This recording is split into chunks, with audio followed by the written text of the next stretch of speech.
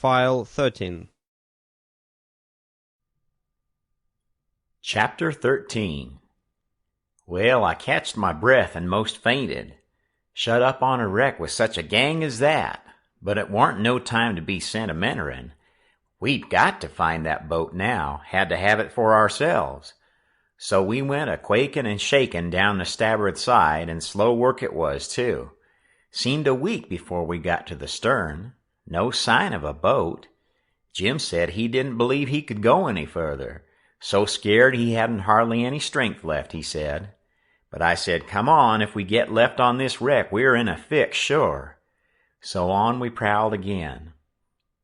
We struck for the stern of the Texas and found it, and then scrabbled along forwards on the skylight, hanging from shutter to shutter, for the edge of the skylight was in the water. When we got pretty close to the cross-haul door, there was the skiff, sure enough. I could just barely see her. I felt ever so thankful. In another second I would have been aboard of her, but just then the door opened. One of the men stuck his head out only about a couple of foot from me, and I thought I was gone, but he jerked it in again and says, "Heave that blame lantern out of sight, Bill." He flung a bag of something into the boat and then got in himself and sat down. It was Packard. Then Bill, he come out and got in. Packard says in a low voice, "All right, shove off." I couldn't hardly hang on to the shutters, I was so weak, but Bill says, "Hold on. You go through him?" "Naw, didn't you?" "Nah, so he's got his share of the cash yet." "Well, then, come along. No use to take truck and leave money." "Say, won't he suspicion what we're up to?" "Maybe he won't, but we got to have it anyway. Come along." So they got out and went in. The door slammed to because it was on the careen side, and in half a second I was in the boat and Jim come tumbling after me. I out with my knife and cut the rope, and away we went. We didn't touch an oar, and we didn't speak nor whisper, nor hardly even breathe. We went gliding swift along, dead silent, past the tip of the paddle box and past the stern. Then in a second or two more we was 100 yards below the wreck, and the darkness soaked her up, every last sign of her, and we was safe and knowed it. When we was 300 or 400 yards downstream, we see the lantern show like a little spark at the Texas door for a second, and we knowed by that the rascals had missed their boat and was beginning to understand that they was in just as much trouble now as Jim Turner was. Then Jim manned the oars, and we took out after our raft. Now was the first time that I begun to worry about the men. I reckon I hadn't the time to before. I begun to think how dreadful it was, even for murderers, to be in such a fix. I says to myself, there ain't no tellin' but I might come to be a murderer myself yet, and then how would I like it?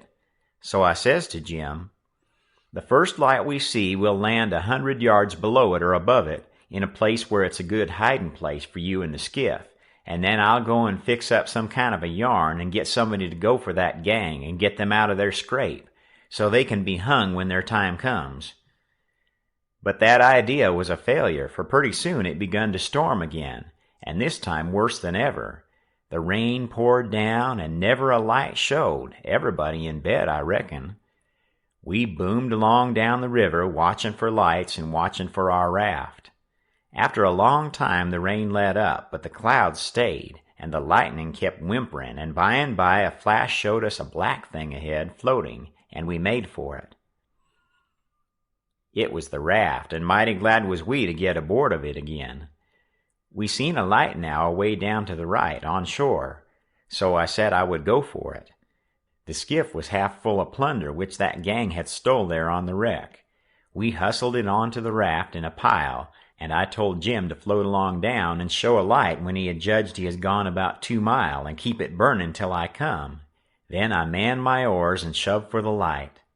As I got down towards it, 3 or 4 more showed, up on a hillside.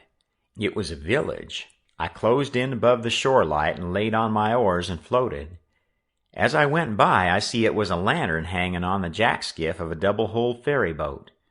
I skimmed around for the watchman, a-wondering whereabouts he slept, and by I found him roosting on the bitts forward, with his head down between his knees. I gave his shoulder 2 or 3 little shoves and begun to cry. He stirred up in a kind of startlish way, but when he see it was only me, he took a good gap and stretched, and then he says, "Hello, what's up? Don't cry, bub, what's the trouble?" I says, "Pap and Mam and Sis and—" Then I broke down. He says, "Aw, dang it now, don't take on so. We all has to have our troubles, and this'll come out all right. What's the matter with them?" There, are you the watchman of the boat?" "Yes," he says, kind of pretty well satisfied like. "I'm the captain and the owner and the mate and the pilot and watchman and head deckhand, and sometimes I'm the freight and passengers.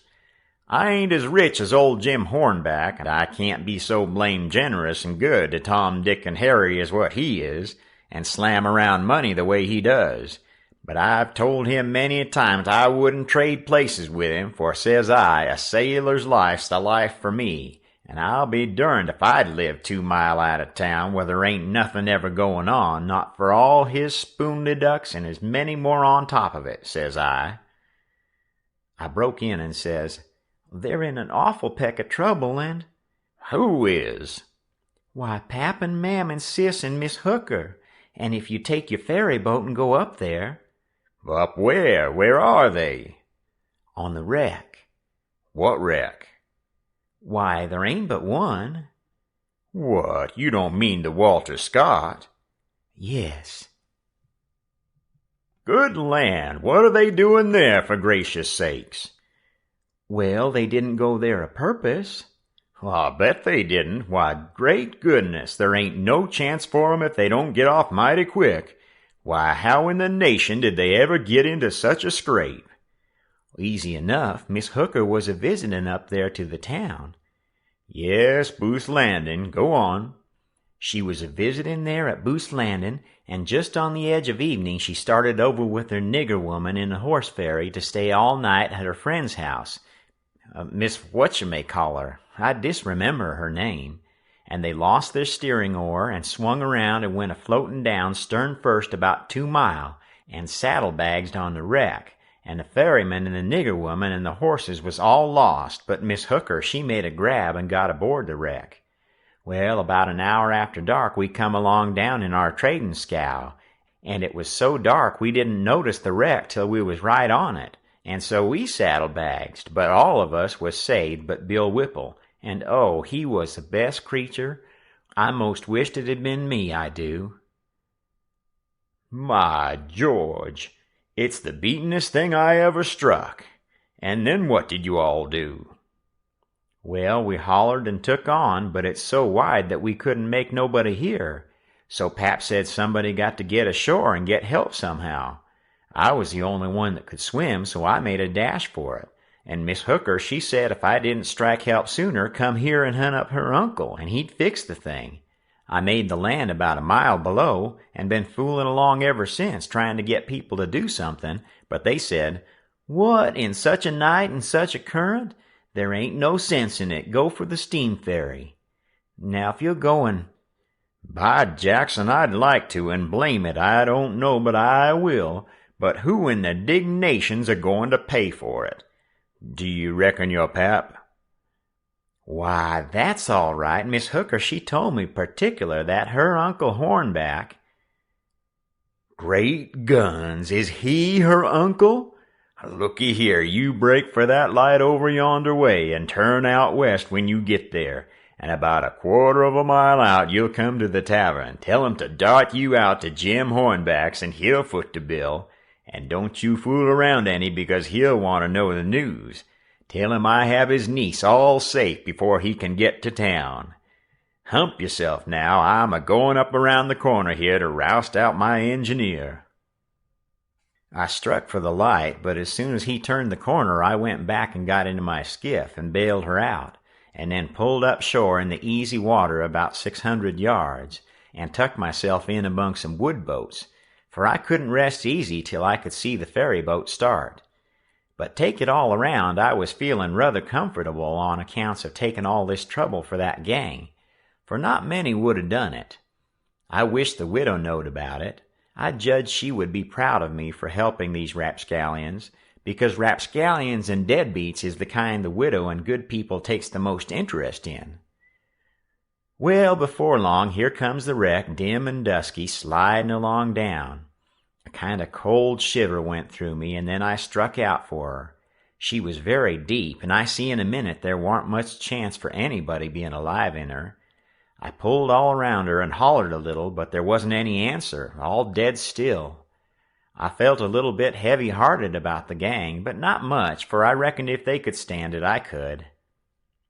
Then here comes the ferry boat, so I shoved for the middle of the river on a long downstream slant, and when I judged I was out of eye reach, I laid on my oars and looked back and see her go and smell around the wreck for Miss Hooker's remainders, because the captain would know her Uncle Hornback would want them, and then pretty soon the ferry boat give it up and went for the shore, and I laid into my work and went a-booming down the river. It did seem a powerful long time before Jim's light showed up, and when it did show, it looked like it was 1,000 miles off. By the time I got there, the sky was beginning to get a little gray in the east, so we struck for an island and hid the raft and sunk the skiff and turned in and slept like dead people.